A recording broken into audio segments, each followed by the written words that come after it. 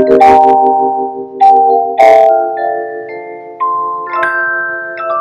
there, neighbor. My name is Mara Ibrahim. I'm a sleep medicine fellow at Mount Sinai Hospital. A lot of patients have sleep apnea, and sleep apnea has a lot to do with breathing instability. One way we can understand this breathing instability is through loop gain. In this video, I'm going to go over the different components of loop gain.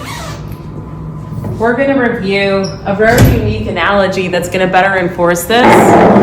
And finally, we'll tie this into how this affects patients with sleep disorders. So, neighbor, are you ready to learn?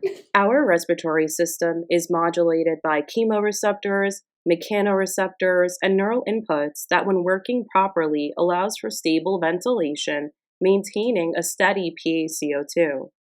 Loop gain is an engineering term that helps understand this feedback system. Like any feedback system, it responds to disturbances or deflections in the CO2 from the steady state level and tries to drive the CO2 back to steady state. In other words, loop gain is the ratio of the response to the disturbance over the original disturbance itself. Let's say an apnea increases the PaCO2 above steady state. When the system decreases the PaCO2 proportional to that increase, that is a condition of normal loop gain.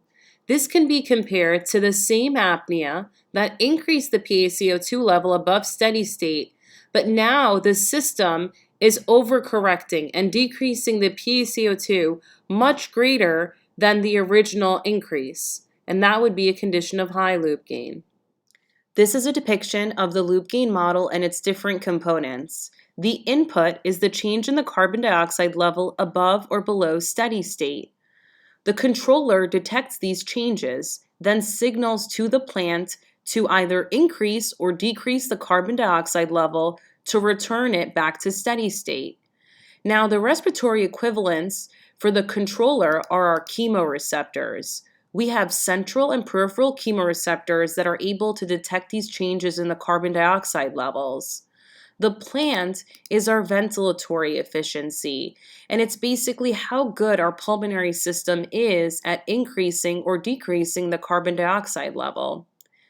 A final component is the circulatory delay, which could be the delay carbon dioxide level that the lungs produced reaching the chemoreceptors. There have been multiple analogies to better understand loop gain. I here want to demonstrate this with a car.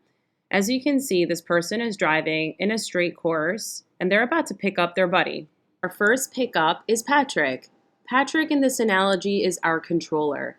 Patrick is controlling the drive to try to maintain a steady course and stay within the lanes.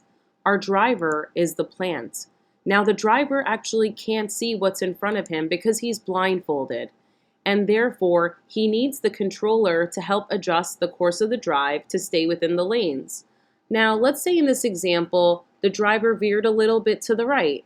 As you can see, Patrick is not that sensitive. He's pretty chill. He's drinking his smoothie, and he tells the driver, adjust a little bit to the left. And they've now maintained back a steady course, and there has been overall stability in their drive. Now, our next pickup is SpongeBob. As you can see, SpongeBob is a much different type of controller than Patrick was. SpongeBob is very sensitive to minor changes in the course of the drive. So now let's say, similar to the previous example, the driver veered a little bit to the right, whereas Patrick guided the driver to adjust a little bit back to the left. SpongeBob shouts at the driver, "Turn left! Turn left!" The driver turns the steering wheel all the way to the left, and now they've veered completely off the road. As you can imagine, if you have an overly sensitive controller, this can continue to happen, whereas you were able to stay within the lanes when you had Patrick as your controller. Having SpongeBob, you're veering on and off the road with a completely unstable driving course.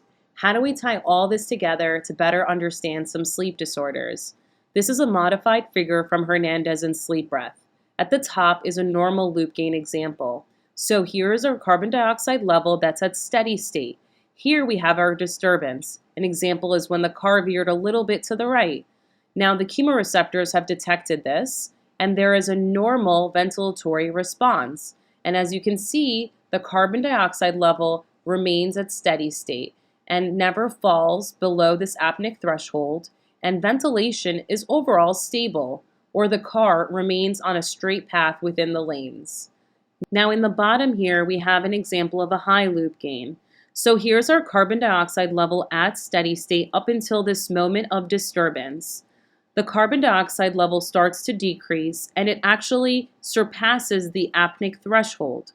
This is followed by an apnea. During this apnea, the carbon dioxide level starts to increase. Now remember, in a high loop gain model, the chemoreceptors are highly sensitive to changes in the carbon dioxide level outside of steady state.